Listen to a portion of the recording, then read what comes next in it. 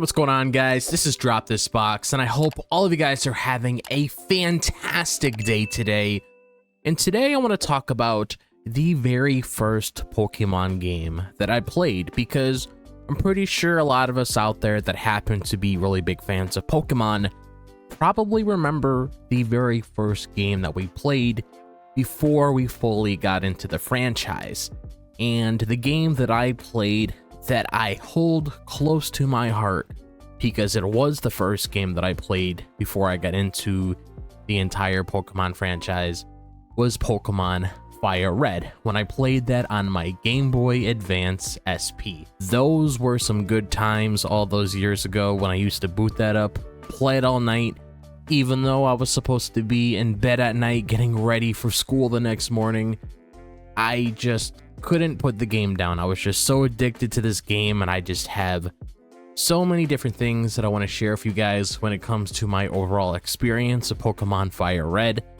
So I really do hope you guys enjoy this video, and if you guys have any thoughts of your own when it comes to Pokemon FireRed, or your own game when it comes to the very first Pokemon game that you've played, be sure to let me know down below, because I would absolutely love to know about it. So I'll never forget the first time I played Pokemon FireRed, because it wasn't just a game, it felt like the start of a whole new chapter for me.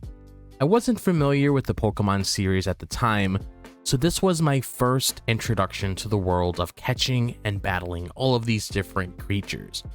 Because from the very moment Professor Oak welcomed me to the world of Pokemon, I was immediately hooked. Choosing my first starter Pokemon was such a big moment. I remember sitting there staring at Charmander, Squirtle, and Bulbasaur, trying to figure out which one I wanted. It felt like I was picking a lifelong companion, and I went with Squirtle because it just felt right. That bond stayed with me throughout the game, and to this day, I still think of that Pokemon as my first real partner. The adventure felt so fresh and exciting when it came to walking through Pallet Town and heading into the tall grass for the first time was like opening the door to an unexplored world. Everything was so new to me when it came to catching Pokemon, leveling them up, and figuring out how moves worked. Even the small victories like battling my first wild Pidgey or finding a potion felt like huge milestones back then. Looking back, FireRed wasn't just my introduction to Pokemon, it was my introduction to gaming adventures in general. It sparked my love for exploring virtual worlds, and it could have asked for a better starting point. Kanto, the region in FireRed, felt massive to me when I first played it.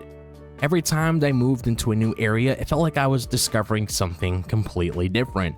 From the forests to the caves to the cities, everything felt alive and connected. I can still picture the tall grass on Route 1 and the buzzing excitement of Radiant Forest. It felt like I was truly on a real adventure. One of the things I loved the most was how Kanto wasn't just one linear path. Sure, there was a set route to follow, but the game gave you the freedom to explore at your own pace. I spent hours wandering around towns, talking to NPCs, and finding hidden items. I remember how exciting it was to find the bike voucher in Vermilion City. It felt like I unlocked a whole new way to explore. What made Kanto even more special were the Pokemon themselves. I remember the first time I caught a Pikachu in Radiant Forest. It was such a thrill because I knew Pikachu was a fan favorite, and every new area brought new Pokemon to catch, and it was always fun figuring out which ones I wanted to add to my team. Building that perfect team became one of my favorite parts of the game. Even now when I look back to Kanto, it feels like home. It was the perfect region for me to start with as a new player. It wasn't just a map in a game, it was a world I got to explore, conquer, and make my own. And FireRed wasn't always easy for me, and I think that's one of the reasons it stuck with me. The gym leaders were some of the first real challenges I faced when I started playing the Pokemon games. Rock types gave me a run for my money, especially since I didn't fully understand type advantages at first.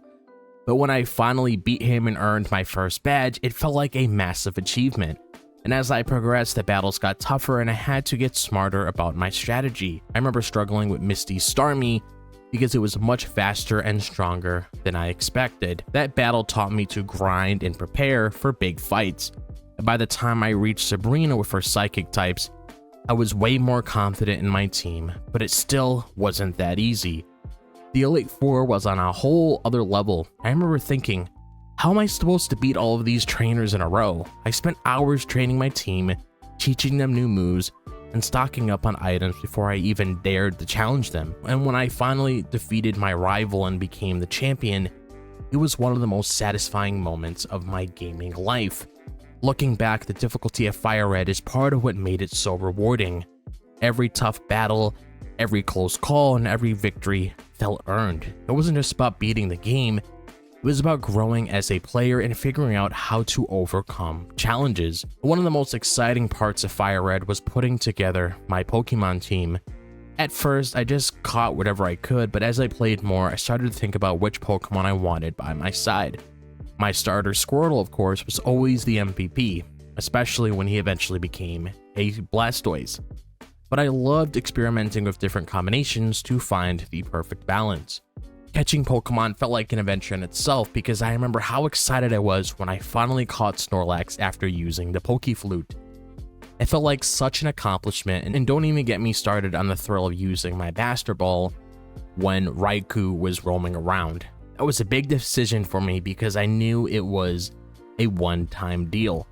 I also spent a lot of time deciding on moves for my team, because back then I didn't know much about strategy, so I mostly chose moves based on how cool they looked or how strong they seemed.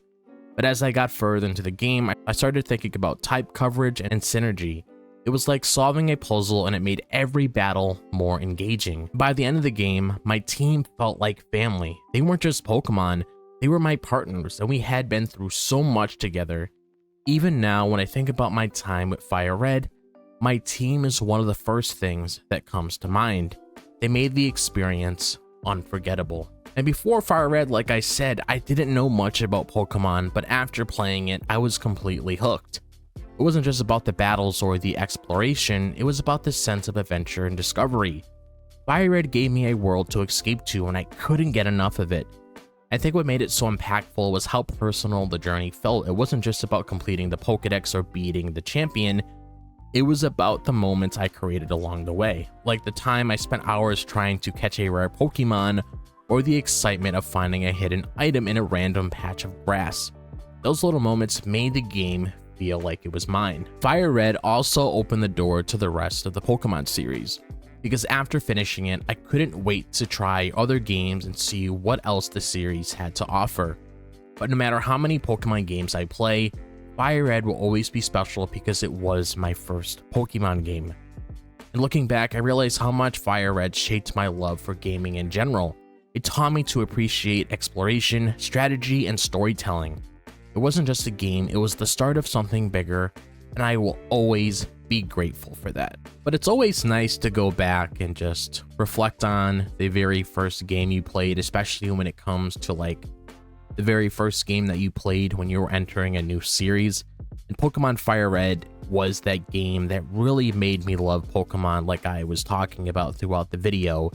And it's always going to be something that I'm going to look back at and be like, you know what, that was fun, I had a great time, and I'm really glad I checked it out. And you guys know I absolutely love Pokemon, so if it wasn't for that time where I was playing that very game, I probably wouldn't be making all of these different kinds of videos on Pokemon, expressing my thoughts on the games, the series, etc., so on.